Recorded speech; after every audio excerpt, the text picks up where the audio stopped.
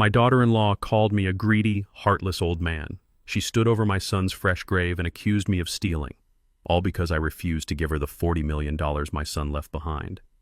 She thought I was a monster for demanding a DNA test on my own 6-month-old grandson. She had no idea I was just following my dead son's final wish. She had no idea what I already knew, and she certainly had no idea what those DNA results would unleash. The air in Mr. Harrison's office was thick enough to cut with a knife. It's been a week since I buried Andre, my only boy, and this room smelled of expensive mahogany old paper and a tension so heavy I could barely breathe. I am Augustus Gus Dubois, 72 years old. I thought the greatest pain a man could ever feel was watching his 40-year-old son's casket being lowered into the cold Georgia earth. I was wrong. There was one more layer of hell, and it was sitting right across the desk from me. My daughter-in-law Nicole held my 6-month-old grandson AJ on her lap. She was wearing a designer black dress, one I'm sure Andre paid for, but her face held no trace of grief. It was sharp, like broken glass.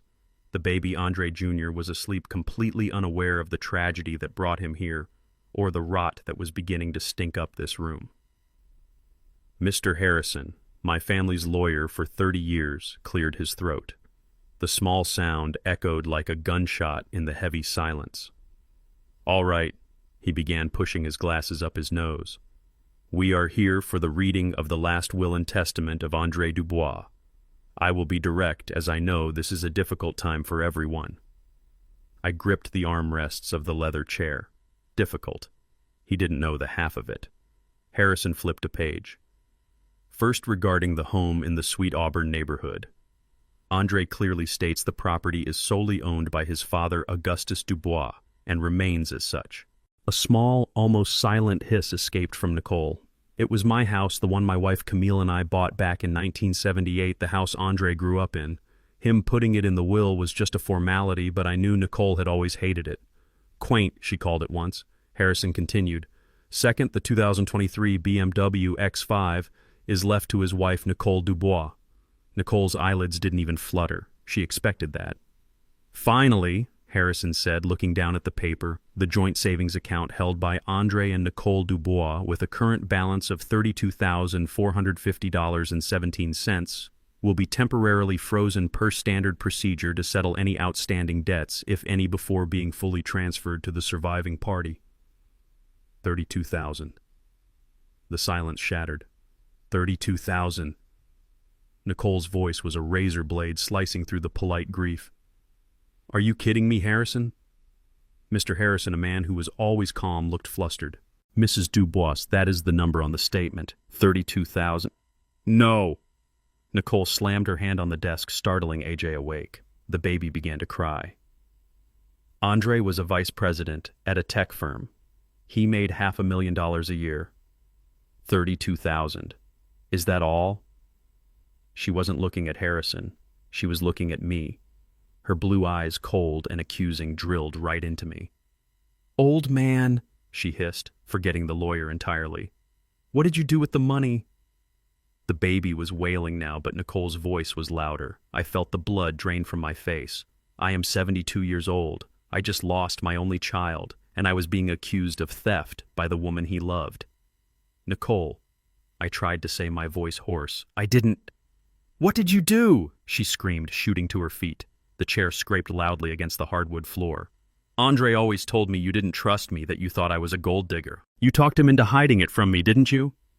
For a second her screaming faded and the mahogany room disappeared. I was pulled back to a damp Tuesday evening just 1 month ago. Andre had stopped by my house, a rare visit.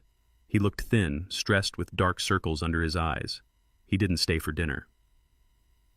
"Dad," he said, standing by the door, his coat still on. "I need to tell you something, and I need you to swear you'll keep this quiet."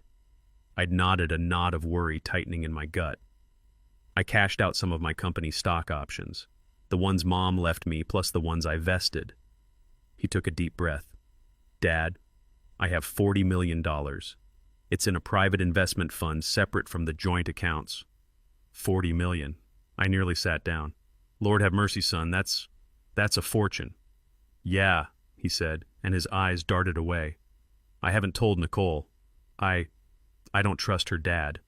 "Don't trust her?" I'd asked. Andre, that's your wife, the mother of your son. I know, he said, his voice laced with pain. But she's been strange, always on her phone, always asking about finances. I got a bad feeling.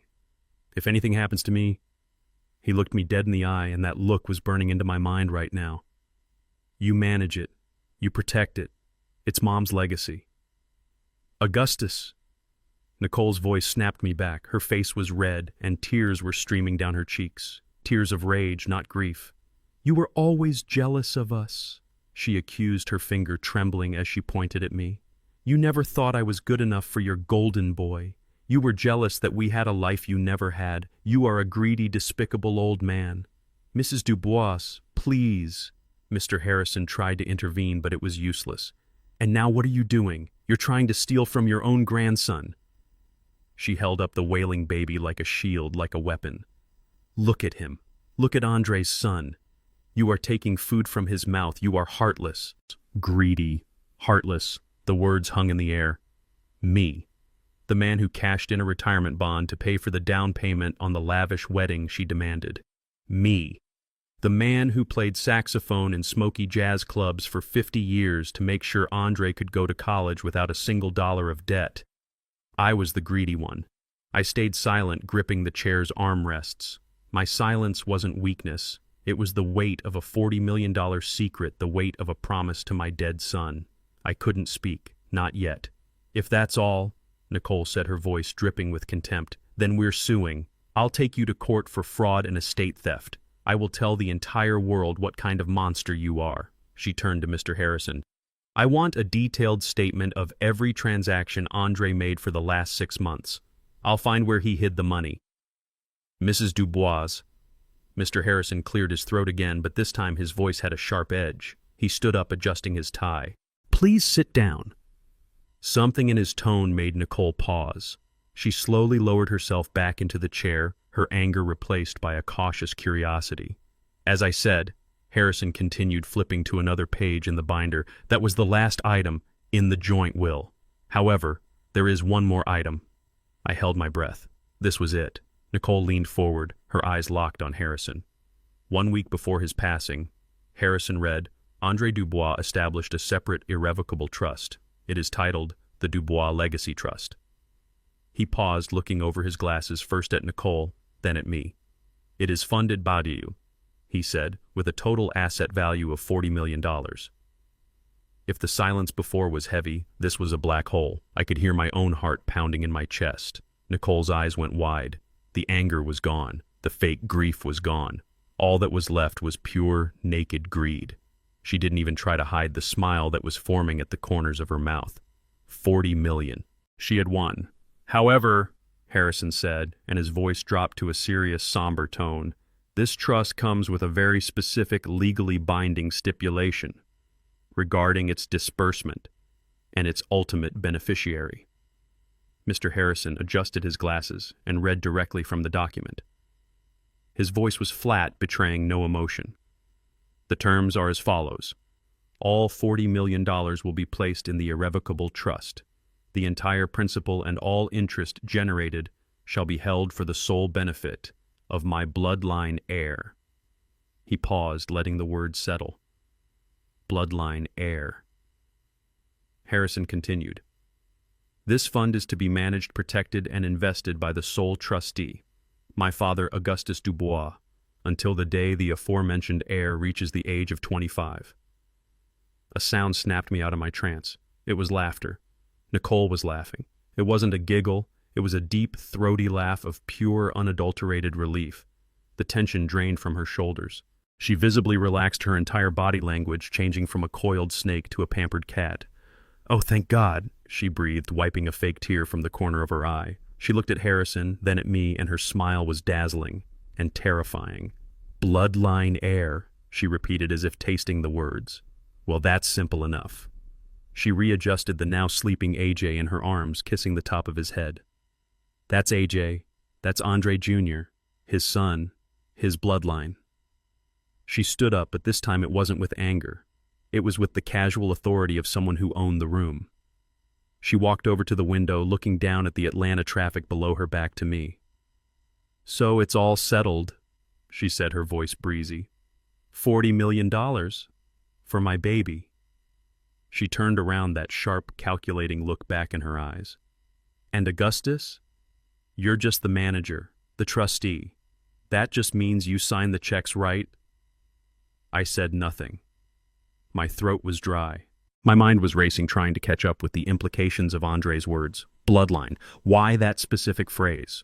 Why not just my son? Nicole didn't wait for an answer. She was already planning her new life. Well, this changes things, obviously. We can't stay in that little condo. AJ will need a proper home, a yard, and I'll need to hire a full-time nanny, of course. And a new car. The BMW is nice, but it's not really me. She picked up her designer handbag from the floor and slung it over her shoulder. She finally looked at me, and the hatred was gone. It was replaced by something worse, pitying, dismissive tolerance. I was no longer an obstacle. I was just the help. So, Augustus, she said, her tone suddenly businesslike. Let's talk logistics. I'm going to need a monthly allowance from the trust to cover expenses. For AJ, of course. She tapped a long manicured nail against her chin. Let's start with $50,000 a month. That sounds reasonable, don't you think? $50,000 a month. More than I made in a year of playing my heart out in smoke-filled rooms. More than Camille and I had saved in the first 20 years of our marriage. You can have Mr. Harrison set up the automatic transfer, she continued, already walking toward the door. I'll send him my bank details. I expect the first payment by the 1st of the month. That gives you about 2 weeks. She paused at the door, shifting AJ to her other hip. I'm glad we got this sorted out. For Andre's sake. She smiled at me, a wide, triumphant smile. It's what he would have wanted. She was gone. The door clicked shut behind her, leaving a void in the room that was instantly filled with the baby's soft breathing and the pounding of my own heart. $50,000 a month. She said it as easily as I would ask for a cup of coffee. But I wasn't thinking about the money. I wasn't thinking about her words. I was frozen, my eyes fixed on the child she had left on the changing table by the door while she stormed out as if he were just another one of her accessories. AJ, Andre Jr. I stood up slowly, my 72-year-old knees cracking in protest, and walked over to the baby. He had stopped crying and was looking up at the ceiling lights, his little fists clenched. He was a beautiful child, perfectly formed with skin as white as porcelain. But that wasn't what held my gaze. It was his eyes. They were a bright, piercing blue, a color like a clear winter sky, and his hair, what little he had, was a soft, pale blonde fuzz. A cold feeling entirely separate from my grief started in the pit of my stomach and spread outwards. I looked at my own hands resting on the edge of the changing table. My skin is the color of rich, dark soil. Andre's skin was the same. My wife, his mother, my Camille. She was a beautiful woman with skin like warm pecan and eyes so dark brown they were almost black. Our families for generations were deeply rooted in the African-American community of Atlanta. We were a family of brown eyes and black hair. This baby, this beautiful baby with his blue eyes and blonde hair, looked nothing like my son. And just like that, Andre's words from that last visit came flooding back. Not just the part about the 40 million. It was the pain in his voice. I don't trust her, Dad. I had assumed he meant about the money, but what if it was more? I remembered his exact words now, his voice cracking. She's been strange, always on her phone, always locking it when I come in the room. And then he'd said something that I had dismissed at the time. I'd chalked it up to the stress of being a new father, the grief of his mother not being there. He had laughed a short, bitter sound. He doesn't look anything like me, does he, Dad? I had tried to brush it off. Sons don't always look like their fathers, Andre. He'll grow into his features. Yeah, Andre had said, looking away. That's what Nicole says. She says AJ looks just like her father, just like her side of the family. Even then, a small bell of warning had rung in my head, but I had silenced it. I didn't want to see trouble where there was none. Now that bell was a deafening alarm. I remembered all the small things, how Nicole had been so cold to me at the hospital when AJ was born. I'd shown up overjoyed, my heart ready to burst at being a grandfather. I'd reached out to hold him. She had physically flinched, pulling the bassinet back. "He's sleeping, Augustus. Don't wake him." Her voice wasn't protective. It was possessive and cold. My son's stress, the bloodline heir clause, the baby's appearance, Nicole's icy coldness, and her immediate ferocious demand for $50,000 a month. The pieces were all there lying on the floor, and they were starting to form a picture so ugly, so monstrous, my mind recoiled from it. Bloodline heir. It clicked. It wasn't just fancy lawyer language. It wasn't a random phrase. It was a test. It was a message sent from beyond the grave. My son Andre in his final days had set a trap, and he had trusted me, his father, to be the one to spring it. She was at the doorway, her hand on the knob, that victorious smile still playing on her lips. She was ready to walk out and begin her new life funded by my wife's legacy. $50,000 a month. She had pronounced my sentence. I did not look at her. I kept my gaze fixed on Mr. Harrison, who was already gathering his papers, looking weary and defeated, ready to accept this new ugly reality. But Andre's words, "I don't trust her dad. You protect it." They were a shield. They were a weapon. My voice, when I finally spoke, was quiet, but it cut through the air like a razor. "Mr. Harrison." Nicole's hand froze on the doorknob. Harrison looked up, surprised I had spoken. I didn't raise my voice. I didn't need to. "You've been my lawyer for 30 years. You handled Camille's estate. You know her family's history." Harrison nodded slowly, a flicker of understanding in his eyes. "Yes, Gus, I do." "Then you know this isn't just about money," I said, my voice low and steady. "It's about legacy. It's about blood."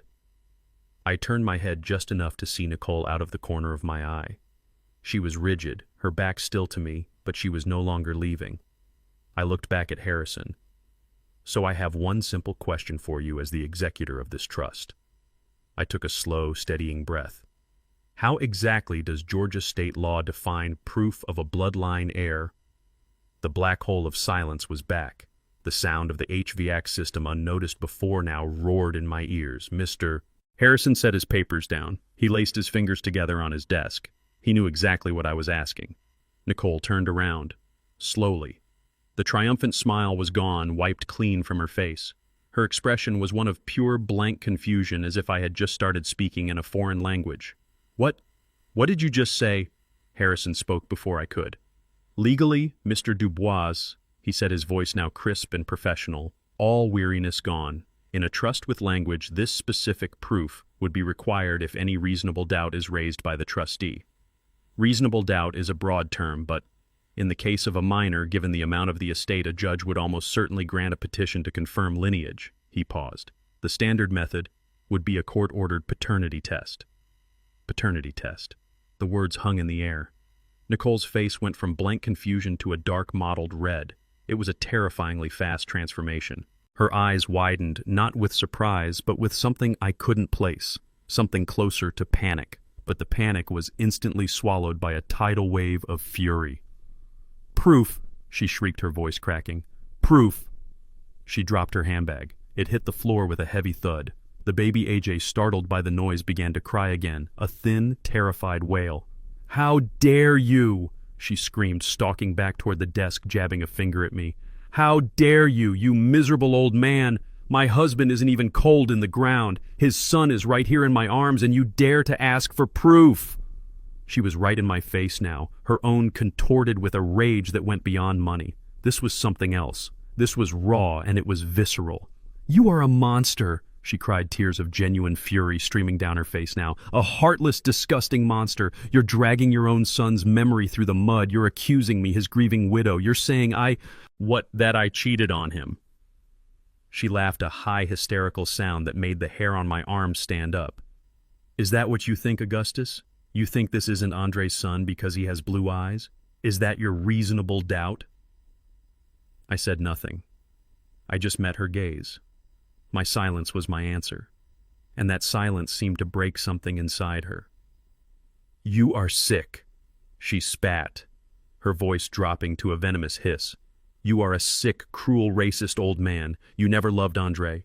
You just wanted to control him, and now you want to control his money. You want to take everything from his child, from your own grandson. She turned to Harrison.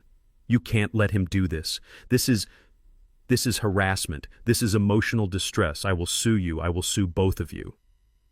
Mr. Harrison simply raised an eyebrow. "Mrs. Dubois, I am merely answering my client's question. As the trustee, Mr. Dubois has a fiduciary duty to the trust itself. The language is Andre's, not his." "I don't care. Tom," she yelled, picking up her bag and the now screaming baby. "This is insane. You will not traumatize my child. You will not lay a hand on him." She backed toward the door, her eyes wild. "You called me greedy, Nicole," I said, my voice still quiet. "You called me heartless. But if AJ is Andre's son, then you have absolutely nothing to fear from a test, do you?" Her eyes locked on mine, and in that second beneath the rage I saw it. The thing I couldn't name before. It was pure, undiluted terror. "You will regret this, Augustus," she whispered, her voice trembling. "I will ruin you. I will make sure everyone in this city knows exactly what you are." She ripped the door open and stormed out, her sobs and the baby's cries echoing down the hallway until they were cut off by the sound of the elevator doors sliding shut. I sat back, my own body trembling. The battle line had been drawn, and she had just confirmed my deepest, darkest fear. Nicole didn't waste a single day. She didn't just slam the door, she set the entire house on fire. I am an old man. I read the newspaper. I listen to the radio. I do not live on the internet. I don't understand that world of instant public anger. Nicole did. It was her native language. It started 3 days after our meeting at Harrison's office. My neighbor, Mr. Henderson, who I've played chess with every Thursday for 20 years, knocked on my door. He wasn't holding a chessboard. He was holding his telephone, and his face was full of a sad, confused pity. "Gus," he said, his voice low, "you need to see this. My granddaughter, she showed it to me." He handed me the phone. It was a post on a social media site. There was no name, just a picture of a beautiful, angelic-looking baby. AJ. Underneath it was a long, rambling block of text. It began, "My heart is shattered into a million pieces. Not only am I grieving the sudden tragic loss of my soulmate, but now I must fight a war I never asked for." I had to sit down. My hands were shaking. "I am fighting," the post continued, "against a man who should be my protector, my late husband's own father. A man who has looked my 6-month-old fatherless child in the eye and decided to try and steal his entire inheritance." My breath hitched. Steal. She used that word. "He has access to everything and is using his power as trustee to withhold every penny, leaving a grieving widow and a helpless baby with nothing." The post went on describing a greedy, heartless old man consumed by jealousy who was now corruptly trying to disown his own blood to keep the money for himself. It never used my name. It never used Andre's name. It didn't have to. The details were just vague enough to be legally safe and just specific enough for everyone in our circle to know exactly who she was talking about.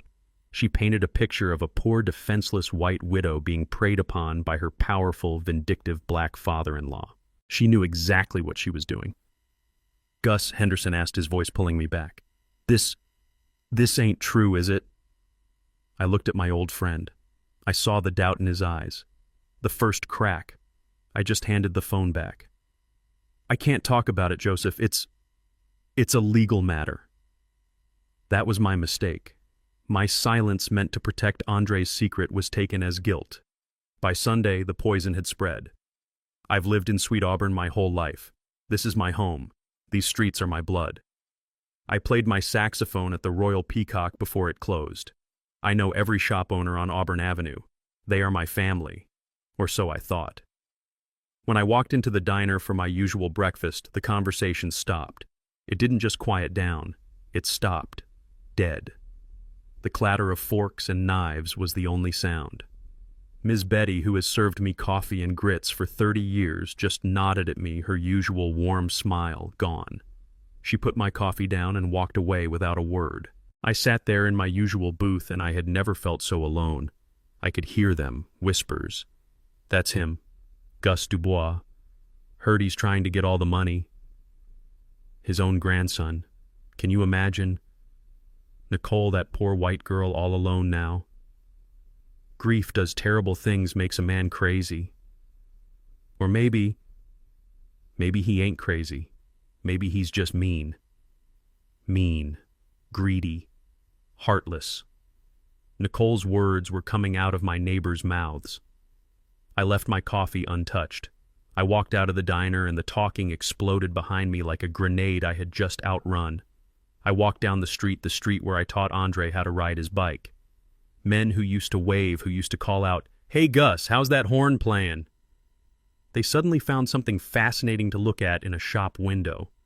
They crossed the street to avoid me. In 3 days, Nicole had made me a monster in my own home. She had taken my 72 years of respect, of community, of music and friendship, and burned it to the ground. She had isolated me. It was a strategic, brutal attack, and it was working. I was the old black miser. She was the innocent, grieving victim. The narrative was set. And as I sat alone in my house, the house Camille and I had built with love, the silence was deafening. I was a pariah, and I knew. This was only the beginning. I sat in my living room for hours. The sun moved across the floor and the house was tomb silent. The whispers from the diner, the averted eyes on the street. They followed me in here. They were louder than any music. My old saxophone case was in the corner, same as it's been for 50 years. I looked at the worn leather, the brass latches. Camille. My Camille. She bought me that horn. She saved up for 6 months working extra shifts as a nurse just to buy it for my 30th birthday. "A man's got to have his voice, Gus," she'd said, her dark eyes shining. "And this is yours." Camille. She was the steel in my spine. I was the music, but she was the rhythm. And she was smart. Smarter than me, smarter than Andre. She came from a family that had been in Atlanta since the 1880s. A family that hadn't just survived, they had built. And that was the second secret. The one Nicole, in all her greedy scheming, could never have known. The $40 million. Andre had said he cashed out his stocks. I had let Nicole and even Harrison to some degree believe it was all from his tech job. It wasn't. Not really. The seed of that $40 million was Camille's.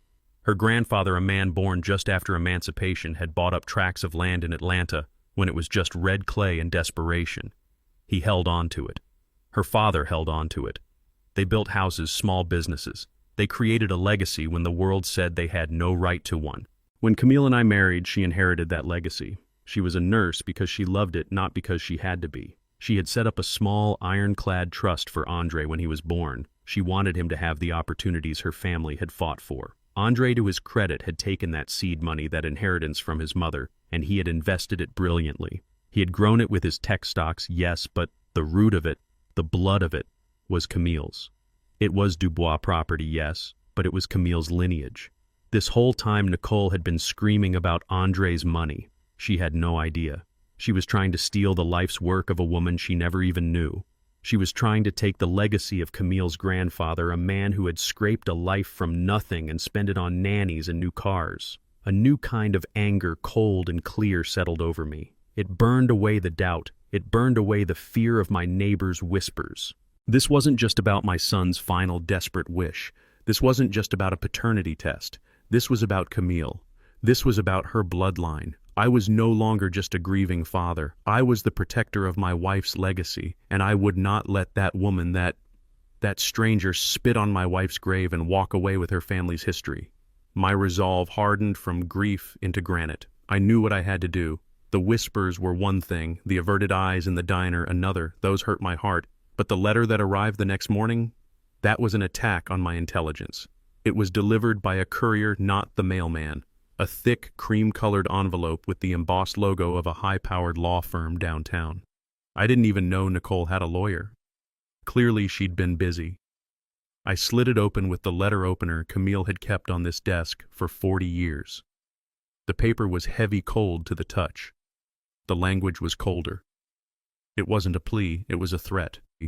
"Dear Mr. Dubois," it began, "we represent Mrs. Nicole Dubois in the matter of the estate of her late husband, Andre Dubois." It went on, full of legal words designed to scare an old man. Breach of fiduciary duty. Intentional infliction of emotional distress. Willful withholding of funds necessary for the care of a minor child. And then came the hammer.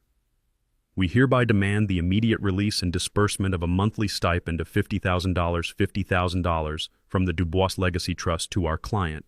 Furthermore, we demand a retroactive payment for the month immediately following Mr. Dubois' passing. It gave me 5 business days. 5 days to comply and release the funds. Failure to comply. I read aloud, my voice echoing in the empty room. Will leave our client with no choice but to file an immediate lawsuit seeking punitive damages, all legal fees, and your immediate removal as trustee for gross mismanagement and emotional cruelty. I set the letter down on the desk right next to a framed picture of Camille and a 10-year-old Andre at a baseball game. Gross mismanagement. Emotional cruelty. She was painting me as a criminal, all to get her hands on Camille's legacy. She thought that social media post would scare me. She thought this letter from this expensive downtown law firm would finish the job. She thought she was dealing with a sad, broken old man who would roll over to avoid a fight. She was wrong. She didn't know about Camille. She didn't know about the generations of strength that had been poured into that $40 million. She didn't know that I wasn't just protecting money.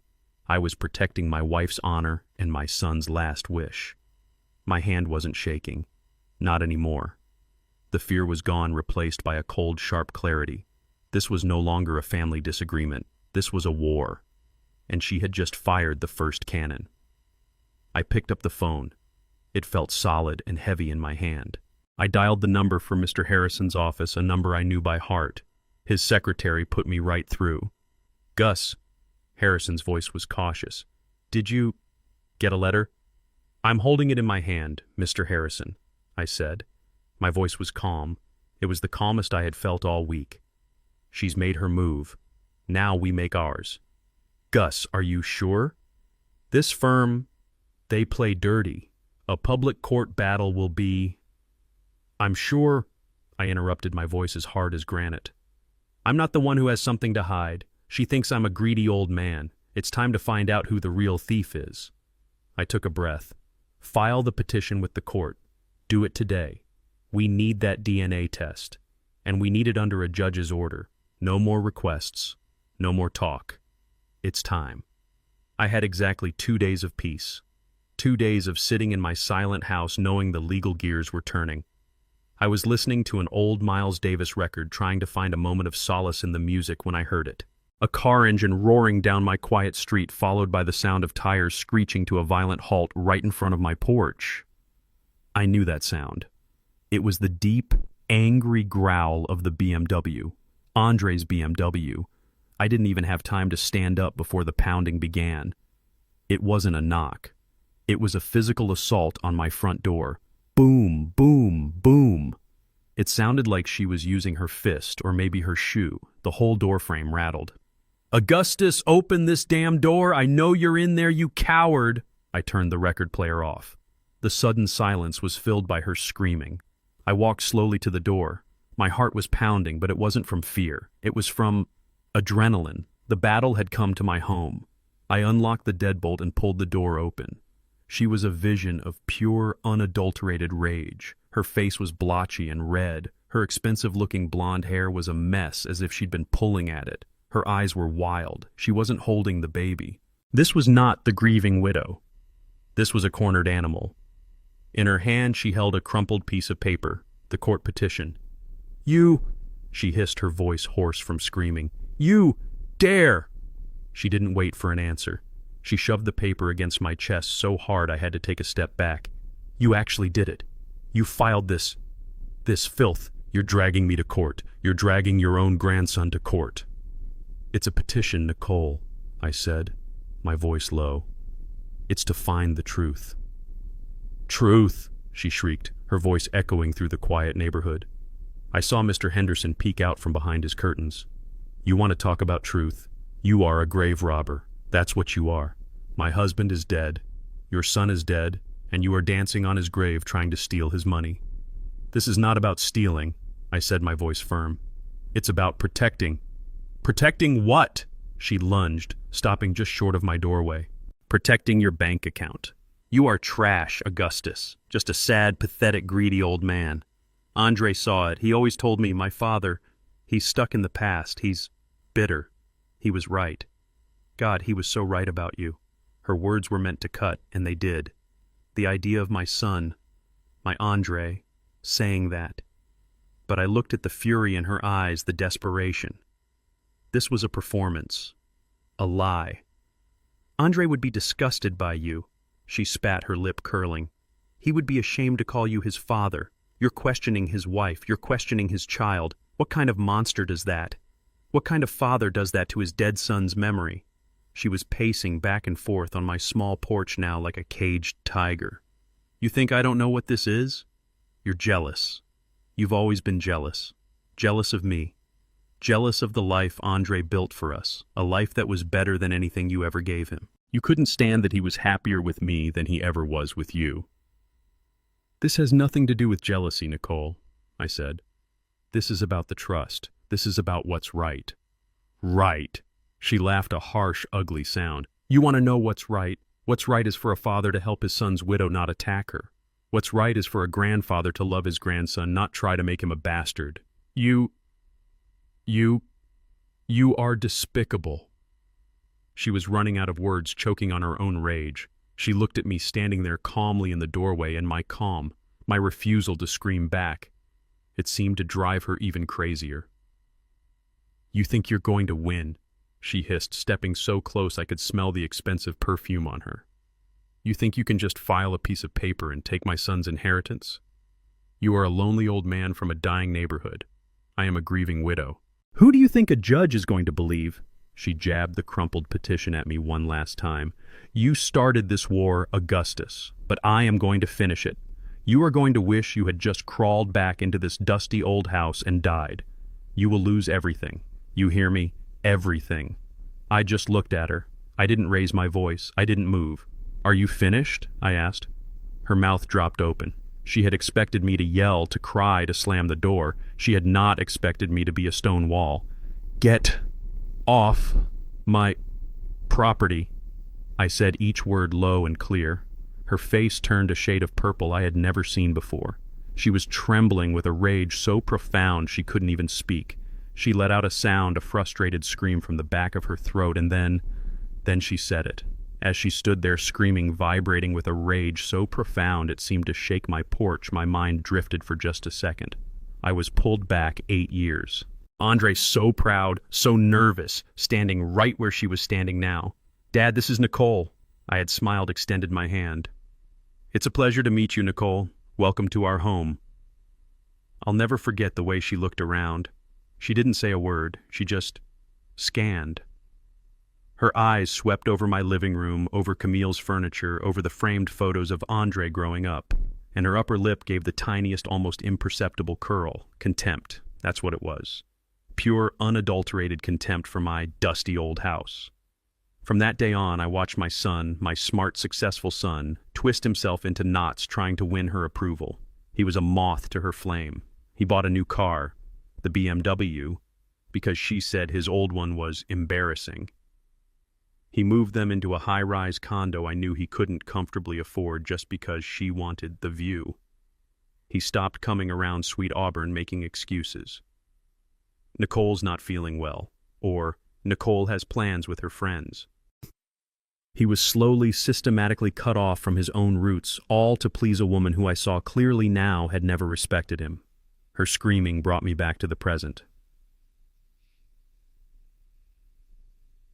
Despicable! You are despicable! I looked at her, this creature of rage, and the memory of Andre's desperate-to-please face gave me strength. I did not raise my voice. I did not match her fury. I just let her finish, let her run out of air. When she was finally just panting, her chest heaving, I spoke.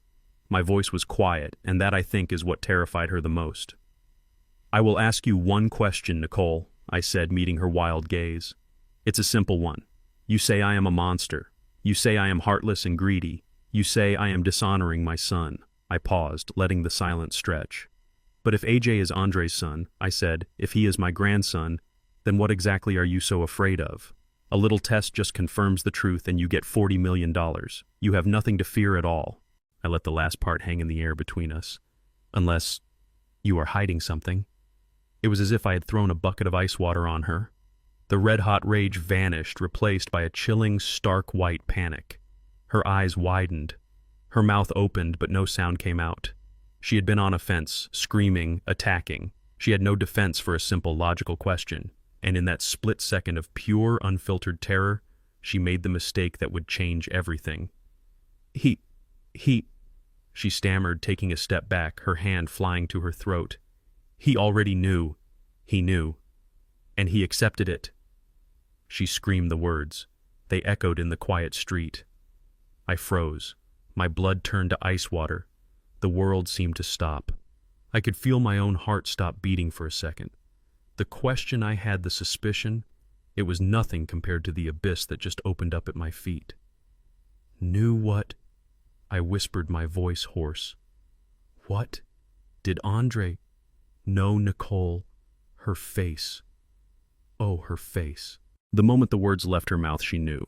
She knew what she had done. The panic turned into a kind of catastrophic horror. She looked like she wanted to pull the words right back out of the air. She looked around wildly like a trapped animal looking for an escape. Nicole, I said, taking a step forward, my voice hardening. What did my son know? She didn't answer. She just turned and fled. She scrambled down my porch steps, fumbling for her keys. She ripped the BMW's door open, threw herself inside, and roared the engine to life. She backed out of my driveway so fast she nearly hit Mr. Henderson's mailbox, her tires screaming in protest. I stood there, my hand gripping the doorframe, my knuckles white. She was gone, but she had left her confession hanging in the air. He knew. Knew what, and accepted it. What had my son been living with? What had he died with? The mystery of the $40 million suddenly seemed small. A new, darker question had taken its place. The courtroom was not like the ones on television. There were no grand wooden panels or crowds of spectators. It was a small, sterile hearing room painted a dull government beige. The air conditioning was too high, and I could feel a draft on the back of my neck. I felt small, and my best Sunday suit felt cheap and out of place. Nicole was already there, sitting at the opposite table. She was dressed in a conservative black dress, her hair pulled back. She held AJ in her arms, rocking him gently. She looked the perfect part of the grieving widow, modest, heartbroken, and completely innocent. She didn't look at me. She just stared at the judge's empty bench as if she were praying. A woman in a sharp, expensive-looking gray suit sat beside her, whispering in her ear and patting her shoulder. This, I assumed, was the lawyer from the threatening letter. She looked like a shark. Mr. Harrison sat beside me, his binders neatly stacked. He just looked at me and nodded once. Gus, stay calm. Don't speak unless the judge asks you a question. Let me handle this. A woman entered and a man said, "All rise." The judge, a no-nonsense African-American woman in her late 50s with sharp eyes and a tired expression, sat down. Judge Alana Reeves presiding. I have read the petitions. This is the matter of the Dubois Legacy Trust. Counsel, I have 10 minutes per side. Ma'am, she said to Nicole's lawyer, you're the one filing the complaint against the trustee. You may begin. Nicole's lawyer stood up. Her voice was smooth, practiced, and dripping with false sympathy. Thank you, Your Honor. What we have here is not a complex legal dispute. It is a simple human tragedy, being turned into a nightmare by an act of unconscionable cruelty. She gestured toward me not with anger, but with a sad, disappointed look. Your Honor, my client, Mrs. Dubois, lost her husband in a horrific accident just weeks ago. She is a new mother, she is a widow, she is grieving, and at the moment when she should be supported by her family, she is instead being attacked by her father-in-law, Mr. Augustus Dubois. Nicole, right on cue, let out a small, quiet sob and clutched AJ tighter. The lawyer continued. Mr. Dubois, in his grief, or perhaps in his greed, we don't know which, has frozen all access to the funds her late husband set aside for her and her child. He is, in effect, holding this poor fatherless baby's future hostage. My hands clenched into fists under the table. Liar. And now, the lawyer said, her voice rising with indignation, he has filed this obscene petition, a petition to force a 6-month-old baby, his own grandson, to submit to a DNA test. It is a disgusting, baseless accusation. It is harassment. It is a grieving man lashing out and attempting to control the one thing he has left, the money. We are asking the court to deny his petition. and to remove him as trustee for inflicting such severe emotional distress on a grieving family. She sat down. The room was silent. She had painted the perfect picture. I was the monster. Mr. Harrison stood up slowly. He buttoned his jacket. He did not look angry. He looked like a lawyer. "Your Honor," he began, his voice calm and factual. "No one in this room disputes the emotional tragedy of Mr. Andre Dubois' death. It is heartbreaking." He paused, then looked directly at the judge. "But we are not here today to discuss feelings. We are here to discuss fiduciary duty and $40 million. The judge's expression didn't change, but her eyes sharpened. "Mr. Augustus Dubois did not ask to be in this position," Harrison continued. "He was appointed trustee by his late son, a son who in the final week of his life created a $40 million trust with one very specific, very unusual, and very legally binding phrase." He picked up a paper. "The trust is not for my son. It is not for my child Andre Jr. It is, and I quote, for my bloodline heir." Harrison let the words hang in the air. "That is precise legal language, Your Honor, and language that precise is not accidental. It is intentional. Mr. Dubois, as trustee, is not acting out of cruelty. He is acting out of a legal obligation to the trust itself. He is obligated to confirm the identity of the beneficiary. This is not," Harrison said, his voice firm, "a matter of $32,000 in a joint bank account. This is $40 million. If Mr. Dubois were to release those funds without performing his due diligence, without confirming the heir, he would be the one in gross violation of his duty. My client's grief is profound, but his duty to his son's final explicit wish is absolute." As the two lawyers argued, as the words fiduciary duty and emotional distress were thrown back and forth like weapons, my mind drifted. The cold beige courtroom faded, and I was back in my dark kitchen 3 weeks ago. The phone was ringing, a shrill, piercing sound that cut through the 3 a.m. silence. I knew even before I picked it up that it was bad news. Good news never calls at 3 a.m. "Mr. Dubois," a flat professional voice said. "This is Officer Miller, Atlanta PD. I'm afraid I have some bad news about your son, Andre." My heart seized. Is he okay?" There was a pause, the one you never want to hear. "Sir, there was an accident. A single-car collision on the I-75 connector. The vehicle, his BMW, it lost control at a high rate of speed and hit the median. I'm terribly sorry, Mr. Dubois." He was pronounced dead at the scene. I remembered slumping against the wall, the phone dropping from my hand. The rest was a blur of police stations and morgues. But one detail, one thing Officer Miller said to me later at the impound lot. It came back to me now with chilling clarity. I had asked him, Was he drunk, officer? Is that what happened?" "Officer Miller?" A young, tired-looking man shook his head. "No, sir. Preliminary report shows no sign of alcohol, no substances. It's strange." "Strange? What's strange?" "The road was clear, weather was fine. It was just the speed. He was going well over 100, and from the scene, it almost looked like—" The officer had hesitated, not wanting to speculate. "Looked like what I had pressed. It looked like he was running from something, Mr. Dubois, or maybe to something. I've never seen a single-car accident quite like it. I'm very sorry for your loss." Running from something. Now sitting in this courtroom, hearing Nicole's lawyer paint a picture of a perfect grieving widow, and remembering Nicole's own shriek on my porch. He knew. He accepted it. A new, terrifying narrative was taking shape. What had happened in that house right before my son got in that car? What was he running from? Mr. Dubois's legal obligation is clear. Harrison's voice snapped me back. He had finished. He sat down. All eyes went to Judge Alana Reeves. She looked at Nicole's lawyer. She looked at Mr. Harrison. She looked at me for a long, hard second, and her eyes, I felt, saw everything. She saw my grief, yes, but she also saw my resolve. Then she looked at Nicole, who was clutching AJ and trying to produce a tear. The judge sighed. She folded her hands on the bench. "This is a deeply unfortunate situation," she said, her voice clear and strong. "The court is sympathetic to Mrs. Dubois's loss. However, this court is not ruled by sympathy. It is ruled by law. She picked up the copy of the trust document. Mr. Harrison is correct. The language in this trust is highly specific. Bloodline heir. That is not common language. It is intentional language. It creates a legal question that the trustee, Mr. Dubois, has a fiduciary duty to answer. Nicole's lawyer started to stand up. But, Your Honor, the emotional... Judge Reeves held up a hand. Sit down, counselor. The lawyer sat. If this were a matter of a few $1,000s, the judge continued, I might agree this is an unnecessary hardship, but it is not.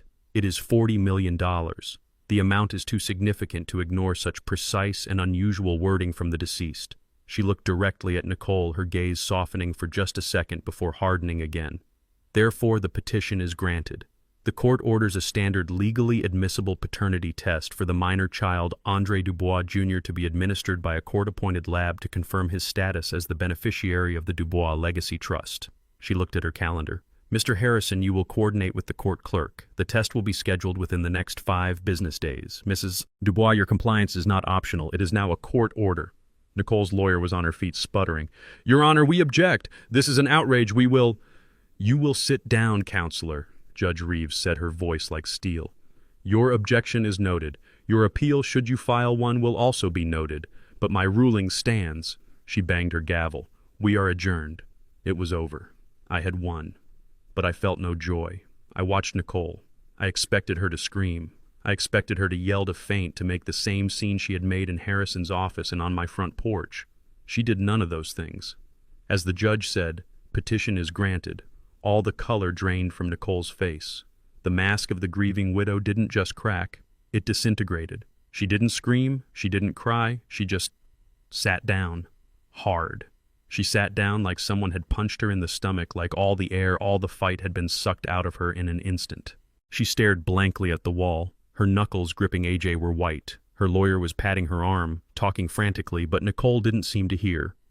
It was not the look of an insulted, angry woman. It was the look of a person who had just been caught. It was the look of pure, unadulterated fear. And in that moment, I knew. My God. I knew. I was right. The clinic was colder than the courtroom. It was sterile, silent, and smelled of rubbing alcohol and anxiety. It was not a place of healing. It was a place of cold, hard facts. Nicole was already there, sitting in a plastic chair in the waiting room holding AJ. She wasn't the screaming monster from my porch. She wasn't the crying, calculated victim from the courtroom. She was blank, hollowed out. She was pale, her eyes were red-rimmed, and she stared at a spot on the wall just over my left shoulder. She refused to look at me. A lab technician with a weary face called us back. "This will be quick," she said, her voice muffled by a surgical mask. She laid out her sterile kit on a metal tray. The sound of the plastic crinkling was loud in the small room.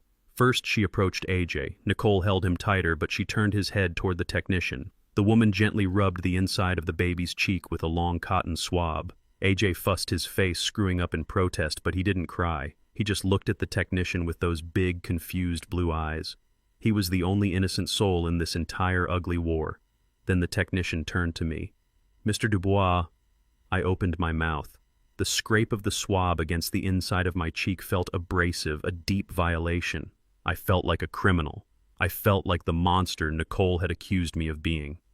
"And the paternal sample?" the technician asked, looking at her clipboard. "From the medical examiner's office." I reached into my inner coat pocket.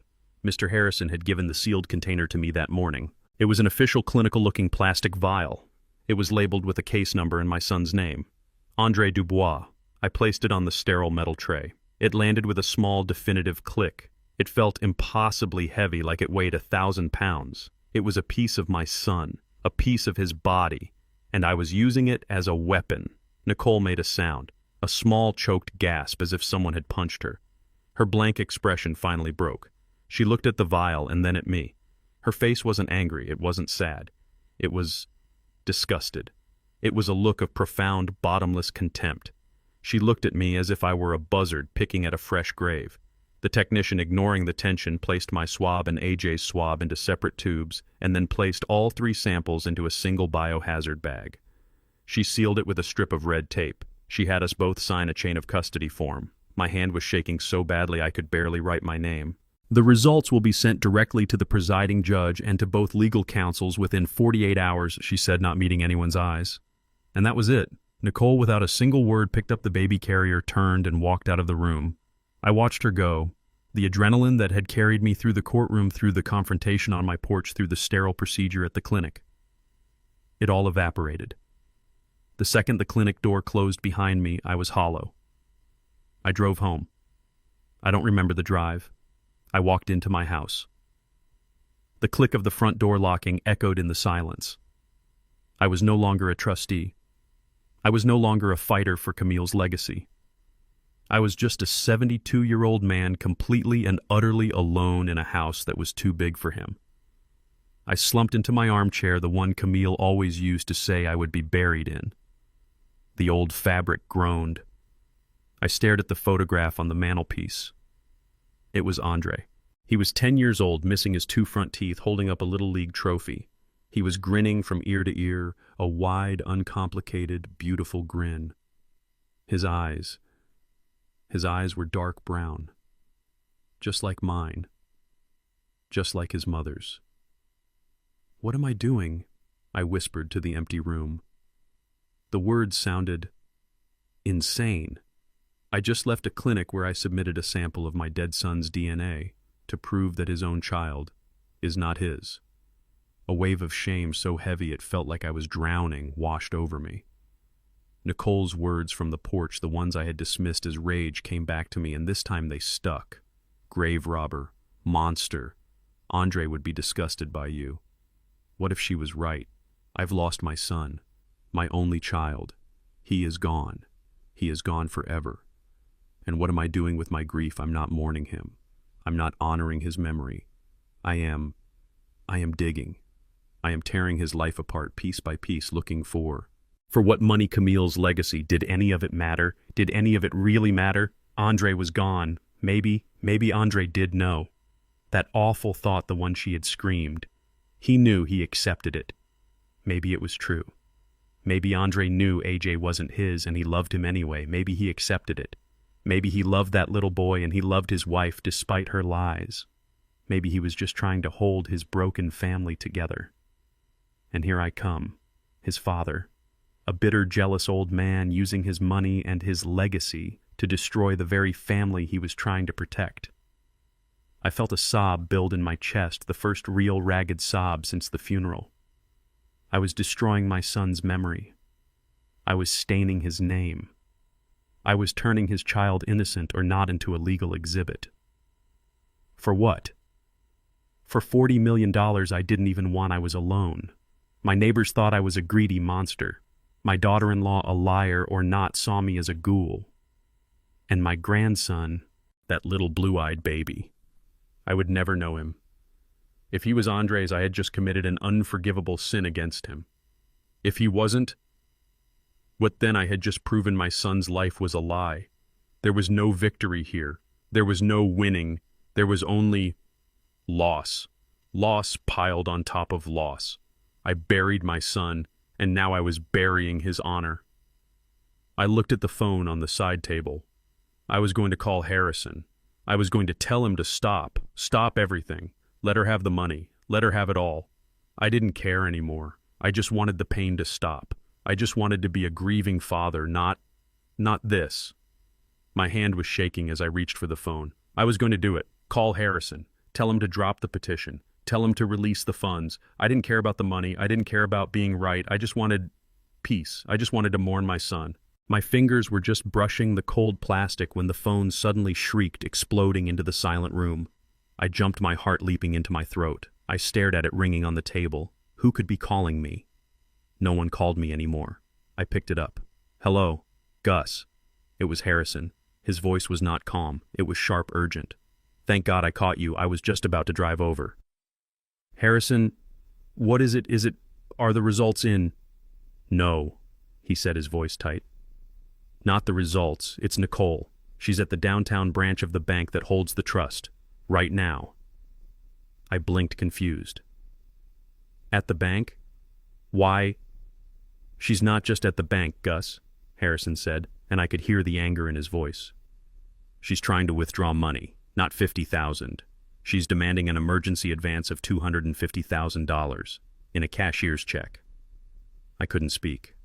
$250,000. Harrison continued his words rapid fire. She walked in there this morning with AJ's birth certificate and a copy of the court order. She tried to tell the bank manager that the court order was just a formality and that as the mother of the confirmed heir, she needed an emergency draw to secure housing and pay for legal protection from me. My blood ran cold. The fog of doubt, the wave of shame I had been drowning in. It all vanished. It was replaced by a sharp, cold clarity. The bank manager, thank God, isn't an idiot, Harrison said.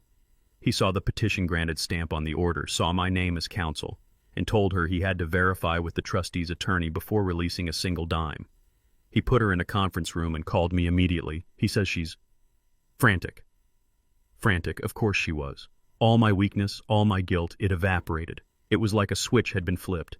An innocent person, an innocent woman who knew the child was Andre's, she would be angry, she would be insulted. But she would wait. She would wait the 48 hours for the test results that would prove her right and give her everything. Only a guilty person, only a liar who knew with absolute certainty what those results were going to say, would try to grab $250,000 and run.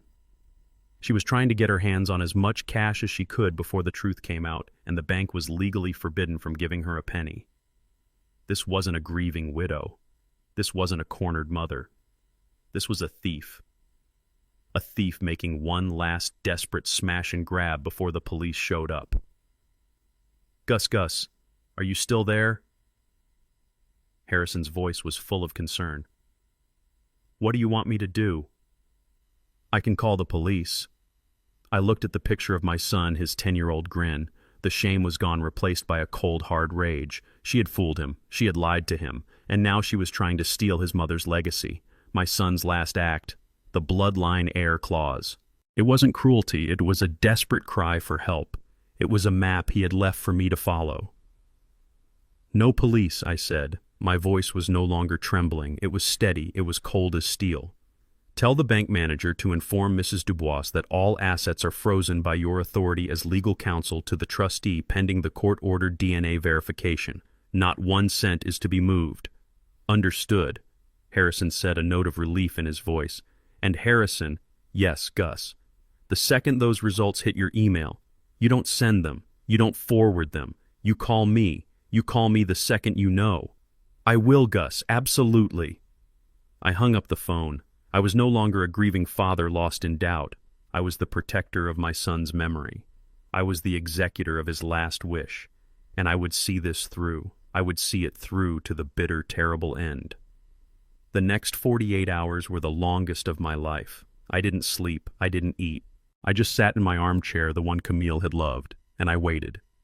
The house was silent, but my mind was screaming. Every tick of the old grandfather clock in the hallway was a hammer blow.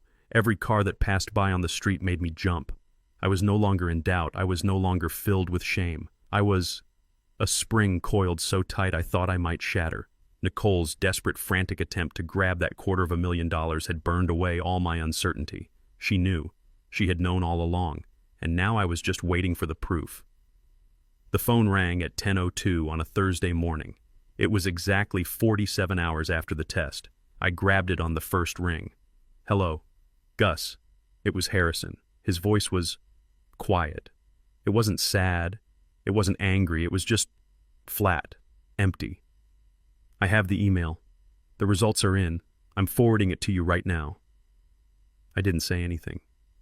Gus, he asked. Did you hear me? I heard you. I said, my voice a dry croak. I hung up. I walked over to my old desktop computer, the one Andre had set up for me years ago.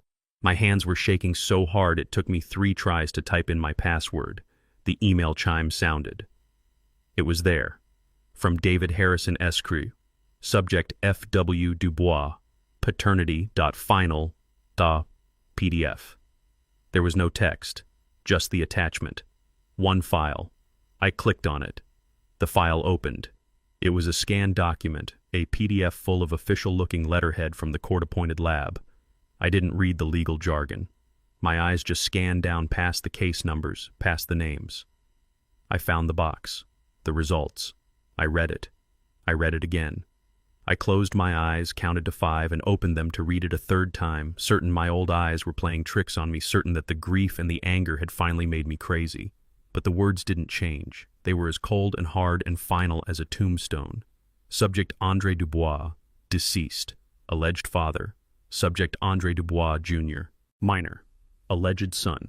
Combined paternity index, 0. Probability of paternity, 0.00%. And then the next section. Subject, Augustus Dubois, alleged paternal grandfather, subject Andre Dubois, Jr. Minor, alleged grandson, combined paternity index, 0. Probability of grandpaternity, 0.00%, 0.00%. I didn't feel relief. I didn't feel victorious. I didn't feel anything. It was a cold so profound it burned. It was the confirmation of a betrayal so deep, so monstrous, it was almost impossible to understand. I was right, all of it, every suspicion, every flicker of doubt I had brushed aside.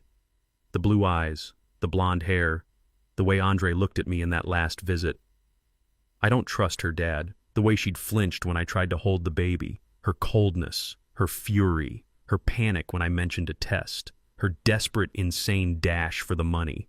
It all clicked into place, not with a satisfying snap, but with the sickening, grinding sound of a lock falling into a cell door. This wasn't a mistake. This wasn't a misunderstanding. This was a lie. A cold, calculated, long-term lie.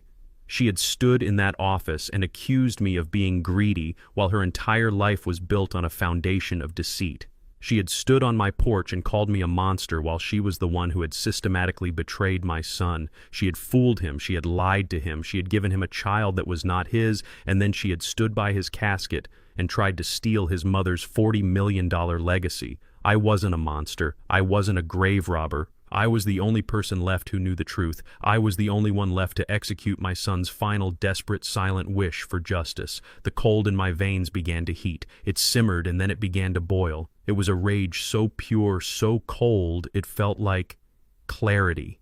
I finally knew exactly what I had to do. I sat there staring at the 0.0% on the screen. The letters and numbers swam, then snapped into sharp, terrible focus. The rage I felt was so cold, so pure, it was like a block of ice forming in my chest. It wasn't the hot, messy rage I had seen from Nicole. It was a focused, righteous anger, an anger for my son. And with that cold clarity, the entire tragic story laid itself bare in my mind. The pieces didn't just fit, they locked together one by one, building the cage of truth that Nicole had been so desperate to keep hidden. I finally understood. I understood everything. It started with my son Andre, my boy. Smart, successful, but soft. He was always soft. He wasn't a fighter. He was a pleaser. He spent his whole adult life trying to please that woman, a woman I now knew had been lying to him from the start. He must have found out. Maybe he had his own suspicions. The blue eyes, the blonde hair, the whispers he'd heard. Or maybe he'd overheard a phone call. Maybe he'd seen a text message. It didn't matter how. The how was just a detail.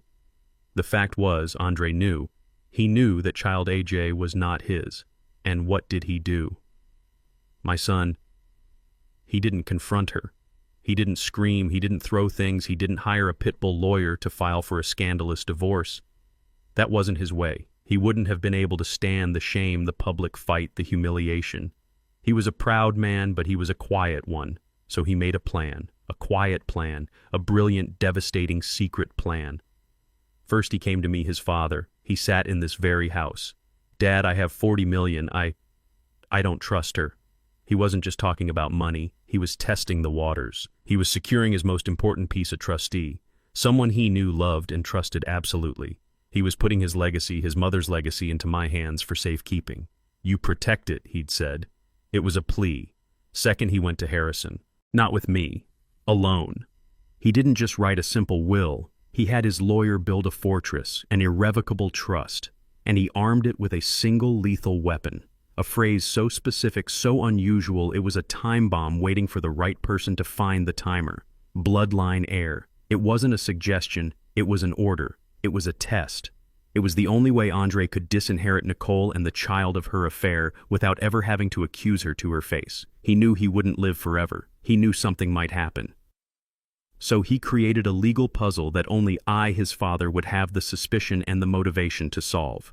He was counting on me. He was counting on me to see the blue eyes. He was counting on me to remember his warning. He was counting on me to be the heartless old man, strong enough to demand the one thing Nicole could never, ever provide proof. My God, Andre, my boy. He wasn't weak at all. He was strategic. And then, Nicole. Her every action, her every word now made perfect, sickening sense. Her rage in Harrison's office when she heard $32,000. It was the panic of a thief who just found out the vault was empty. Her pure, greedy joy when she heard 40 million. She thought she had won. Her fury, her absolute terror when I asked for proof. Her public smear campaign, trying to paint me as a monster to scare me off, to isolate me, to stop me from looking closer. Her desperate last-ditch attempt to grab $250,000 from the bank. A classic smash and grab. She knew the test results would come back 0.00%. She was trying to get out of town before the bomb went off.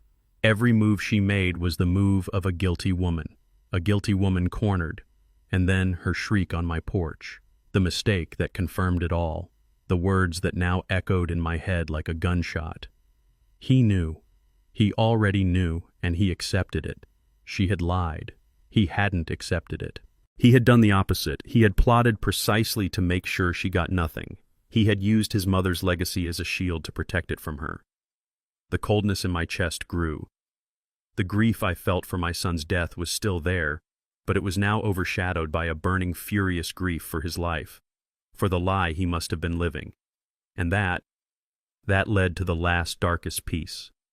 The piece that was still missing. The 3 a.m. phone call. The single car crash. The BMW going over 100 miles an hour. Officer Miller's words. It looked like he was running from something. He knew. My mind connected the two things, and the implication was so terrible I had to grip the arms of my chair. This wasn't just a story of infidelity and financial theft. This was the story of Andre's last night on Earth. What happened in that condo? Did he finally confront her? Did she admit it? Did she throw her final desperate words at him? He knew. Is that what he was running from? Was he running from her? From the final catastrophic collapse of his entire life? Had her poison her lies? Had they driven him into that concrete median? My sorrow for my son's loss was gone, completely consumed by this new terrible rage. This wasn't just about money. This wasn't just about a lie. This was about justice. This was about the truth of my son's final moments. The 0.00% on that screen wasn't an ending. It was just the beginning. I had the what. Now I needed to find out how and why. I picked up the phone and called Harrison. My voice was steady. Set up a meeting, I said. Tomorrow, 10 a.m., our office. Tell her I'm ready to discuss a settlement. It was the only lie I had told in this entire process. It was the bait, and I knew she would take it. The next morning I was in Harrison's conference room at 9:30, the same room where this had all begun. This time I was not a grieving father, I was an executor. I held one file in my hand. It contained one single piece of paper, the DNA report. At 10:05 she walked in. She was 5 minutes late. A power move. She had brought her shark lawyer with her. Nicole was back in her expensive mourning clothes, the mask of the grieved widow perfectly in place. She looked calm. She looked confident. She must have thought my call meant her plan to sue me had worked. She thought I was scared. She thought I was broken. She thought I was here to beg for a deal. She sat down opposite me, placing her designer handbag on the table. She didn't even look at me. She looked at Harrison. "Mr. Harrison," she said, her voice smooth and polished. "I'm glad Augustus has finally seen reason." Then she turned to me. Her eyes were cold and her smile was a thin, cruel line. It was a smile of pure victory. "Augustus," she said, her voice dripping with condescending pity, "before we discuss numbers, I just want to say, I hope you are prepared to offer a full written apology to my son. He deserves that much, after you've tried to brand him a bastard. My son. She was still calling him that. I looked at her. I looked at her lawyer, who was already pulling a legal pad from her briefcase, ready to write down numbers. I looked at Harrison, who just sat silently, his hands folded, watching me. I didn't say a word. I took the file from my lap. I placed it on the polished mahogany table. I used one finger and I slid it across the table. It stopped perfectly right in front of her. Her smile wavered. She looked confused. What's this? Is this your settlement offer? I'm not signing anything until my lawyer... Open it, Nicole, I said. My voice was quiet. It was the quietest thing in the room. Her lawyer tried to reach for it, but Nicole, her curiosity piqued, picked it up herself. She opened the folder. She pulled out the single sheet of paper. She read it. I watched her. I watched her eyes scan the letterhead. I watched them find the case numbers. And then I watched them find the box. The results, 0.00%. The transformation was profound. It was not a movie. It was not a slow-motion collapse. It was a complete disintegration. First there was just nothing. A blankness. The smile froze on her face, a grotesque mask that her brain had forgotten to take off. Her eyes read the line again. And again. The muscles in her face began to twitch. I don't understand, she whispered. This is fake. This is a fake. You faked this. It's a court-ordered test, Nicole, Harrison said, his voice cutting in sharp and final. The results were sent directly from the lab to the judge. And to me, it's not a fake, it's the truth. The mask of the grieving widow, the mask of the confident victim, the mask of the angry mother, it didn't just crack. It fell off. It shattered on the floor, leaving behind the raw, ugly, terrified truth of the woman underneath. Her face, which she had worked so hard to control, just collapsed. Her mouth fell open. Her eyes, those cold blue eyes, went wide with a terror so absolute, so animalistic, it chilled me to the bone. The blood drained from her face, leaving her a pale, waxy gray. She started to tremble, a low, vibrating tremor that began in her hands and spread to her entire body. No, she whispered. It was a pathetic sound, the sound of a trapped animal. No. No. No, no, no, no. AJ is not my grandson, Nicole, I said, my voice cutting through her desperate litany. I stood up, placing my hands on the table. And he is not Andre's son. She looked up at me, and for the first time, I saw her. Not the widow, not the daughter-in-law. I saw the liar, the thief, the woman who had systematically destroyed my son. You called me greedy. I said, my voice low, but it filled the room. You called me heartless. You stood in my community and you called me a monster. You, a woman who came into my son's life, who lied to him, who betrayed him, who put another man's child in his arms. Her lawyer finally spoke.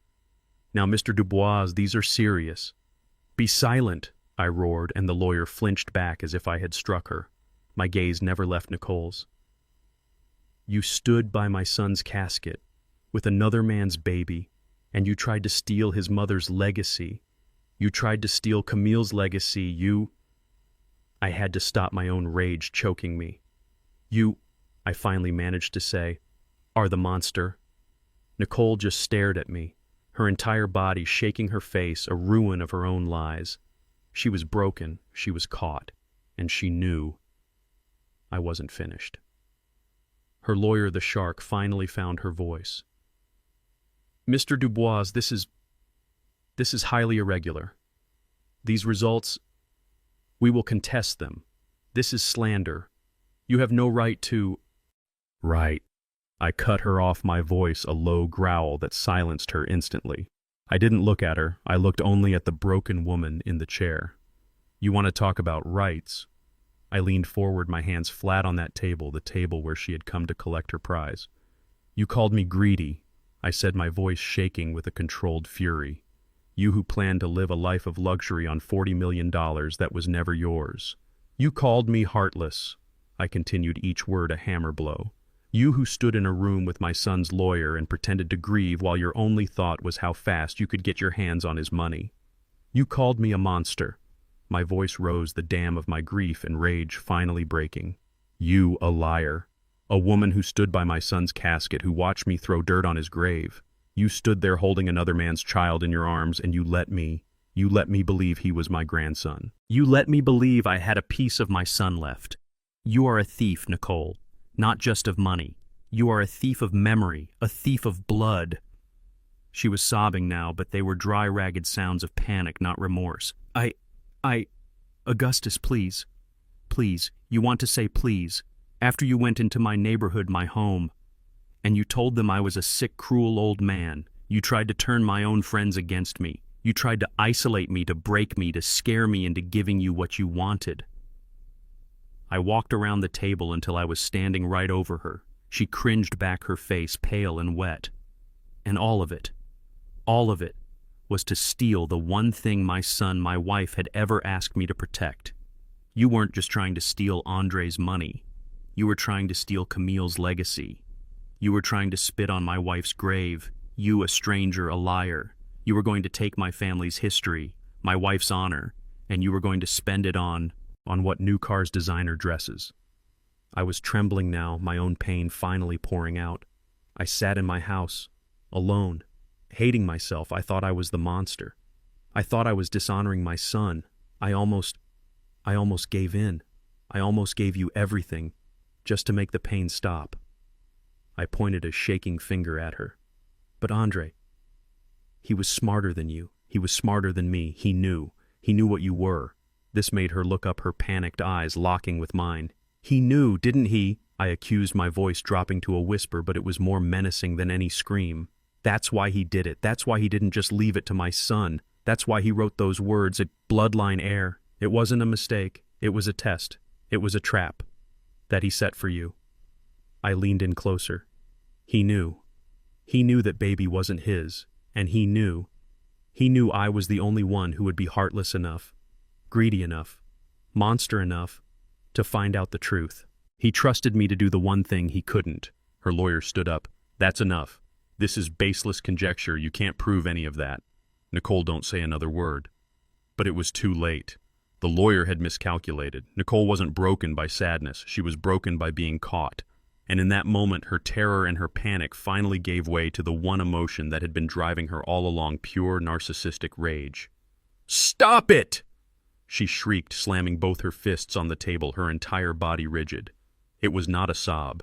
It was a scream of such profound, cornered hatred that even her own lawyer recoiled. She shot to her feet, her face contorted, ugly with the truth. "You think you're so smart, don't you? You old fool, you think you figured it all out." "Nicole, be quiet," her lawyer hissed, grabbing her arm. Nicole ripped her arm away. She didn't care anymore. The mask was gone. The game was over. All that was left was the raw, screaming truth. "He didn't accept it." She spat, tears of pure fury streaming down her face. "He wasn't a saint. He didn't just know." She was screaming at me, but she was seeing him. She was seeing Andre. "I told him," she shrieked, her voice cracking. "I told him that night. I told him everything." I just stared at her. The entire room was frozen, caught in the eye of her hurricane. Her lawyer looked terrified, trying to signal for her to stop, but Nicole was beyond that. She was in a world of her own rage. Harrison. He didn't move. He didn't speak. He just slowly, almost imperceptibly reached into his suit jacket pocket and slid a small digital audio recorder onto the table. He pressed a single button. A tiny red light blinked on. "Go on, Mrs. Dubois," he said, his voice deadly quiet. "You told him what—" That was all the encouragement she needed. The dam didn't just break, it was obliterated. "You want to know?" She screamed at me, her face a mask of pure, unadulterated hatred. She began to pace the room, her hands pulling at her hair. "You really want to know what your golden boy was really like? You want to know what happened the night he died?" She laughed, a harsh barking sound. "He was weak. That's what he was. He was a weak, spineless, pathetic man who was more worried about what his daddy thought than what his wife needed." I stood my ground, a block of ice, as her words washed over me. "I gave him everything," she shrieked. "I gave him a son, I gave him a beautiful life, and what did he give me? He gave me this." She gestured around at the law office at me. "He gave me secrets. He gave me a—" A test, a trust fund with a clause, like I'm some kind of game show contestant. I was bored, she screamed as if that explained everything. Do you hear me? I was bored out of my mind, married to a man who apologized to the waiter when his food was cold, a man whose big idea of a thrilling night was watching documentaries. And then I met someone, she said, her voice dropping, a cruel, dreamy quality coming into it. I met Paul, my colleague, a real man, a man who isn't afraid of his own shadow, a man who looked at me like I was alive, not like I was some checklist item he'd finally acquired. Paul. I repeated the name, tasting like ash in my mouth. Yes, Paul, she spat. And you know what? It was wonderful. It was a breath of fresh air. And AJ is his son, and I am glad. Do you hear me? I am glad. He's a beautiful baby, and he's not weak. He's not Andre's. I felt sick. Harrison just watched, his face unreadable. And yes, she said, finally stopping her pacing to stand right in front of me, her eyes drilling into mine. I told him that night, the night he crashed that stupid car you were always so proud of. She was fully lost in the memory now, her voice thick with the venom of that night. He came home late. He'd been with Harrison, no doubt, cooking up his little secret plan. He came home with that look on his face, that I'm so disappointed look. And I couldn't take it. I couldn't live one more second as his sad, perfect little wife. So I told him. I said, I want a divorce, Andre. She mimicked his voice, a high, pathetic whine. What are you talking about, Nicole? What about our family? What about AJ? And I laughed. I laughed right in his face. Our family, I said. This isn't a family. This is a prison. And AJ, he's not your son, Andre. He's not yours. He's Paul's. I watched horrified as a small, cruel smile played on her lips at the memory. You should have seen his face, Augustus. All that calm, it broke. I told him I was in love with Paul. I told him I was leaving. I told him I was taking my son, and I was going to be with a man who actually deserved me. I finally found my voice. And what did he say? I whispered. Her smile vanished. The rage was back hotter than before. He didn't beg. He didn't cry. He just looked at me. And it wasn't his face anymore. It was yours. She jabbed a finger at me. It was your cold, dead, judgmental face. And he laughed. He laughed at me. He said, You think you're smart, don't you? She was panting now, reliving the fight blow by blow. And he told me about the trust. He told me he'd known for months. He said, You will not get a cent, Nicole, not 1 cent of my mother's money. You think I'm stupid? You think I'd let he called me a whore, his own wife. I flinched. Andre, my son. He said, The trust is locked. It's for my bloodline. And you have no bloodline here. He said, You will get nothing. She was screaming, spittle flying from her mouth. He said he was going to his lawyer. He said he was going to have me arrested for fraud. He said he was going to take AJ from me. He grabbed his keys. He grabbed the keys to that damn BMW. And he looked at me one last time. And he said, You will burn for this, Nicole. You will get nothing. She was sobbing, but it was the sound of pure thwarted rage. And then he ran. He ran out of the house like the coward he is. He ran out and he... She finally sputtered to a stop. The confession was complete. I stood there frozen. I finally knew. I finally understood the 3 a.m. phone call. The car going over 100 miles an hour. It looked like he was running from something. He hadn't been running from something. He had been running from her. He had been running from the ruins of his entire life, from the woman who had just confessed to the ultimate betrayal, from a woman who was threatening to take everything. He had been running, angry and blind and broken, right to his death. The confession hung in the air, thick and toxic. Nicole was breathing in ragged, heaving gasps, her eyes wide as if finally realizing what she had just admitted. Her lawyer looked like she had seen a ghost. She was pale, her mouth slightly open, her legal pad forgotten. I just stood there, letting the full, horrific picture complete itself in my mind. Andre, my son, his death wasn't just a random tragic accident. It was the end result. It was the period at the end of a long, terrible sentence of deceit. He had died, alone, in a mangled wreck on the I-75 connector, because of her. Because this woman, this vampire who had attached herself to my family, had finally revealed her true face. She had confessed her affair, denied him his child, and then when he tried to protect his mother's legacy, she had... What laughed at him threatened him. He had run. He had run from her poison, from the catastrophic failure of his entire life, and he had run right into his own death. The crash was an accident. But her cruelty was the weapon that had caused it. I looked at her, this sobbing, hateful creature, the woman who had in one night destroyed my son, and then, as if the confession wasn't enough, she added one last clarifying detail, the final piece of her diseased soul. She looked up at me, her eyes narrowed, her tears of rage still wet on her cheeks, and she tried to blame me.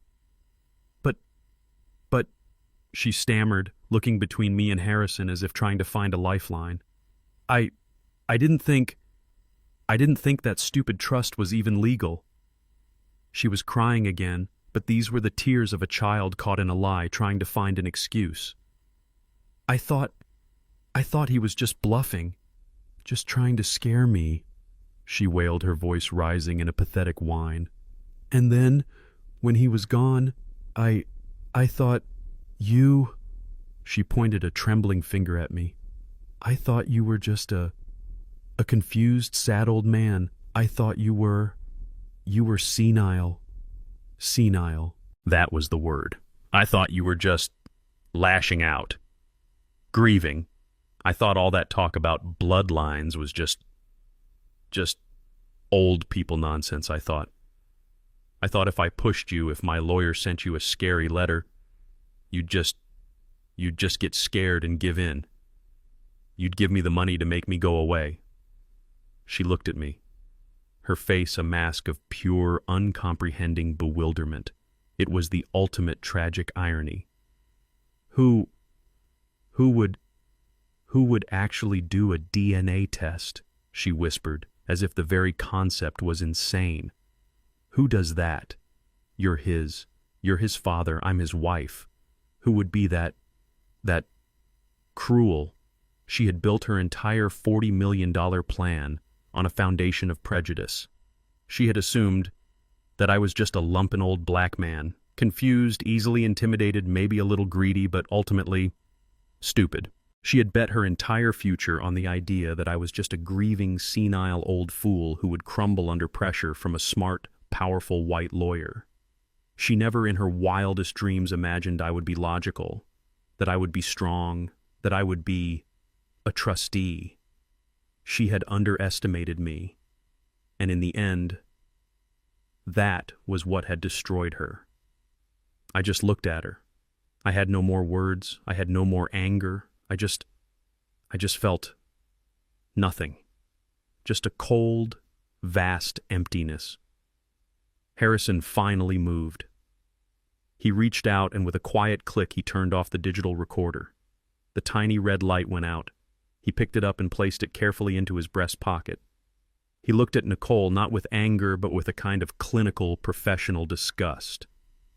"Mrs. Dubois," he said, his voice flat and final, "you and your client are free to go." Nicole's lawyer, finally snapping out of her shock, began to gather her things.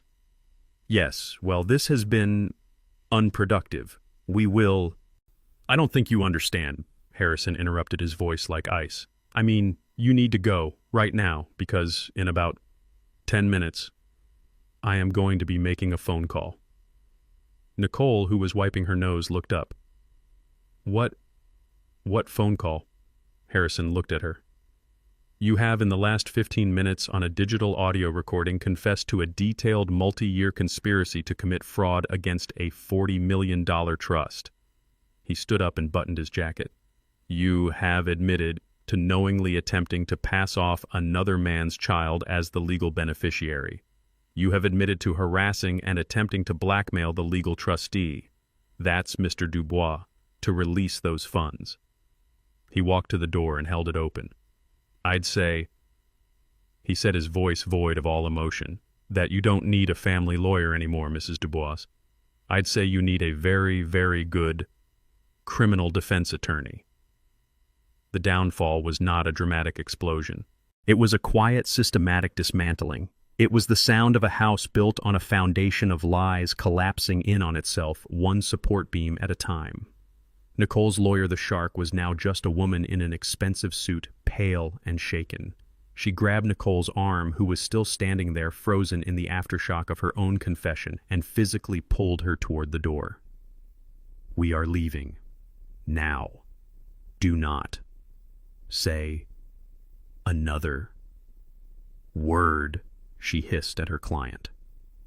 They stumbled out of the conference room, not as a confident legal team, but as a defeated, retreating rabble. When the door clicked shut, Mr. Harrison let out a breath he seemed to have been holding for an hour. He looked at me. "Gus, I am so sorry you had to hear that. So sorry for all of it." I just nodded, still numb. What happens now, Harrison?" He walked to his desk and picked up the phone. Now the truth takes its course. The first consequence was immediate. Harrison's call to the bank, armed with the DNA proof and the audio confession, didn't just freeze the trust. It sealed it. The $40 million Camille's legacy was now safe, locked away from her forever. The second consequence was the simple will. The $32,000 in the joint account, Harrison filed an immediate fraud claim against it on behalf of Andre's estate. That money was frozen indefinitely. Nicole would not see a penny of it. The third and most crushing was the home. It turned out the high-rise condo wasn't leased. It had been purchased. Purchased by Andre, but it had been purchased by the trust as an asset of the trust. He had been protecting his mother's money from the very beginning. Nicole received an eviction notice the next day. She wasn't just a widow with no inheritance. She was a trespasser in a property that belonged to the Dubois Legacy Trust, a trust to which she and her son had zero legal claim. She was given 72 hours to vacate the premises. The BMW X5, that too was a lease paid for by Andre's corporate account, which was of course now defunct. The bank repossessed it from the condo's parking garage before she had even finished packing. In the span of 3 days, she went from a potential $40 million heiress to a woman with nothing. No money, no car, no home, just a baby, another man's baby, and the looming threat of a criminal indictment for conspiracy to commit fraud. The social media posts, they stopped. Her whole online presence vanished. The grieving widow had ceased to exist because the lie was no longer profitable. She was just as she had accused me of being, a lonely, isolated person with nothing. The difference was, she had earned it. After they were gone, the silence they left behind was louder than all the screaming. It was a vacuum heavy and suffocating. I finally sat down, my legs giving out from under me. I felt hollow. I had the truth. I had all of it, and the truth was uglier than anything I could have ever imagined. My son was dead, and he had died in hell. I just sat there staring at the DNA report she had left on the table. 0.00%. Harrison quietly packed his briefcase. He put the audio recorder in a separate pocket. I thought he was just giving me a minute to breathe. But then he stopped.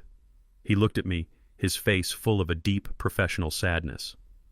"Gus," he said, his voice gentle. "I know. It's a lot. But there's one last thing." I looked up, weary to my bones. What more could there be, Harrison? What more is there to say? He walked back to the conference table and opened his binder, the binder that held the trust document. We've only acted on the first part of the trust, the part about confirming the heir. He put his glasses on and looked down at the page. But Andre, your son he was meticulous. He was more thorough than I think anyone ever knew. What do you mean? I asked, my voice a dry rasp. He didn't just create a test, Gus, Harrison said. He created a contingency plan. He planned for this. He planned for the 0.00% result. My head snapped up. He knew it would be zero. He knew it was a possibility, Harrison corrected gently. And he left very specific instructions for what to do if that possibility became a fact. He cleared his throat. He read from the last page of the document. In the event that no eligible bloodline heir is identified, or if said heir cannot be confirmed by legal and medical means, or if said heir is deceased, then the entirety of the Dubois Legacy Trust, all principal and all interest, shall be immediately and irrevocably transferred. He paused, and I held my breath. Where did it go? Where did my son in his final secret act send his mother's legacy? Harrison continued reading, his voice gaining a new strength, a new warmth. Shall be transferred to become the founding endowment of a new charitable organization, to be named the Camille Dubois Music Foundation. I stopped breathing. Camille, my wife. A foundation, I whispered.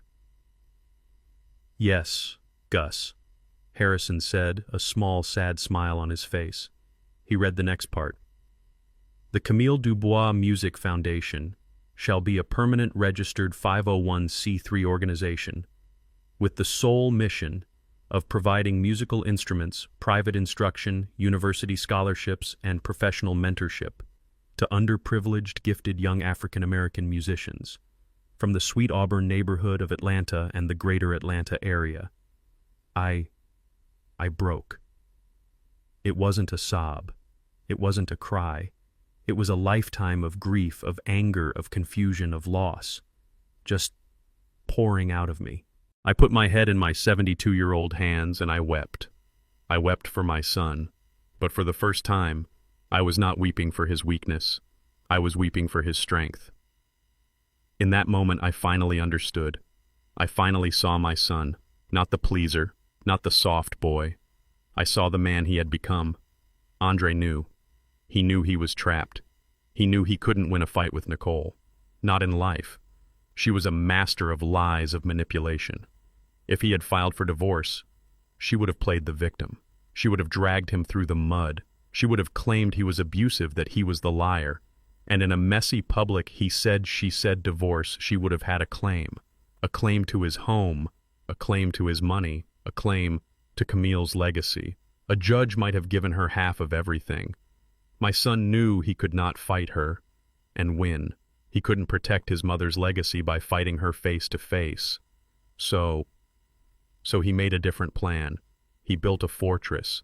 He built a fortress of paper and law, and he armed it with a single perfect weapon. The bloodline clause. He knew that her greed would be her undoing. He knew she would come for the money. He knew she would be so blinded by those $40 million that she would walk right into his trap. And then he did the most brilliant, the most heartbreaking thing of all. He didn't name himself as the trustee. He didn't name a cold corporate bank. He named me. He named his old, stubborn, jazz-playing father from Sweet Auburn. He named the one person in the world who loved Camille as much as he did, the one person who would see the blue eyes and the blonde hair, and know, the one person who had the stubbornness, the history, and the reason to fight. He didn't just trust me with the money. He trusted me with his honor. He trusted me to finish the fight he knew he couldn't. He trusted me to be the heartless old man who would demand the test, and then the final, beautiful, perfect move. He didn't just protect the money from her. He directed it. He sent it back home. Back to Camille, his mother, the woman who had loved music and who had bought me that first saxophone. Back to Sweet Auburn, the neighborhood he grew up in, the neighborhood Nicole had despised and called dusty.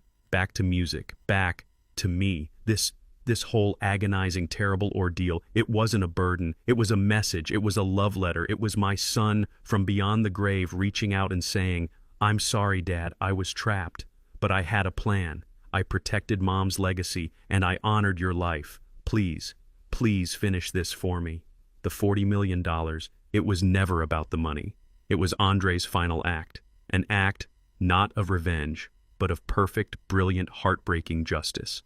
I wiped my eyes. I sat up straight. The war was over. The grief was still there, it would always be there. But the shame was gone.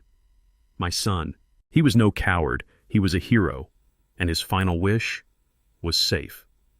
6 months later. The Georgia sun, warm and forgiving, streamed down on Auburn Avenue. The air wasn't filled with whispers or suspicion. It was filled with music. A clear, soaring trumpet solo playing a jazz standard Camille had loved. I stood on a small, newly built stage in front of a building that had once been boarded up and forgotten. Now a polished brass sign gleamed on the brick facade. It read, "The Camille and André Dubois Music Center." My hands weren't shaking. I wasn't cold. For the first time in what felt like a lifetime, I just felt at peace. The street was full. My street, sweet Auburn, and my community, my family, they were all there. Mr. Henderson was in the front row tapping his foot, his face split in a wide grin. Ms. Betty from the diner was there, and she had personally baked 100 sweet potato pies for the reception. The whispers, they were long gone. The truth, as it turned out, had a much louder voice than Nicole's lies. After Harrison's call to the district attorney, the story had unraveled. The court to protect the innocent child had sealed the case. But in a neighborhood like this, the truth finds a way. They learned about the foundation. They learned about Camille's legacy. They learned that my cruelty had been an act of protection. They didn't know the ugly details, the confession, the betrayal. They didn't need to. They just knew that the $40 million wasn't stolen by a greedy old man. It was being given back to their children. Mr. Harrison, who was now the chairman of the foundation's board, finished his speech. He turned to me. "And now, the man this is all truly for. The man who protected his wife's legacy and his son's final wish. Our founder and my friend, Mr. Augustus Dubois." They clapped. It wasn't just polite, it was warm. It was respect. It was an apology. It was home. I walked to the microphone, not as a monster, but just as Gus. Later that afternoon, after the music had quieted down and the kids were inside trying out new saxophones and trumpets, Harrison and I were standing by the window. He was sipping a punch. "You did a good thing, Gus. A truly incredible thing." I just nodded, watching a young girl no older than 10 figure out a C scale on a piano. "Andre did this," I said quietly. "And Camille. I was just the executor." Harrison was quiet for a minute. "I heard," he said, "from the bank's attorneys. Nicole, she's gone." I looked at him. "Vanished," he said. "After the eviction, she and the baby just disappeared. Word is, Paul, the colleague, the father, he wanted nothing to do with her once he found out the $40 million trust wasn't real. He changed departments, won't take her calls. She was left with exactly what she started with. Nothing. She never even responded to the criminal fraud complaint. She ran." I processed that. A part of me, a dark part, felt a cold satisfaction. But mostly, I just felt tired. And I thought of the baby, the little boy with the blue eyes. "That's a hard life for a child," I said mostly to myself. Harrison nodded. "It is." I took a breath. The boy, he won't be left with nothing." Harrison looked at me confused. I had you set up another trust, didn't I?" I said. "A small one, from my own savings. Not Camille's, mine." Harrison's eyes widened slightly as he understood. "The Anonymous Education Fund. Gus, I thought that was just for a general scholarship." "It's for him," I said, still watching the little girl at the piano. "For AJ, or whatever his name is now. It's anonymous. It's locked until he's 18. It's not a fortune, but it's enough for college. It's enough for a start." Harrison was silent. He just looked at me. "She called me Heartless Harrison," I said, my voice quiet. "She called me a monster, but the child, that little boy, he's innocent in all this. He didn't ask for his mother. He didn't ask for any of it. He doesn't need to pay for her sins." I finally looked at my old friend. She and we both knew who the monster was, and it wasn't me. The sun was setting. The last of the families were leaving. I was alone in the new building, the smell of fresh paint and old wood all around me. I walked over to the small stage. My old saxophone, Camille's gift from all those years ago, was sitting on a stand. I picked it up. The brass felt cool and familiar in my hands. I thought about the last 6 months. The pain, the doubt, the rage, the final terrible truth. Nicole had called me greedy.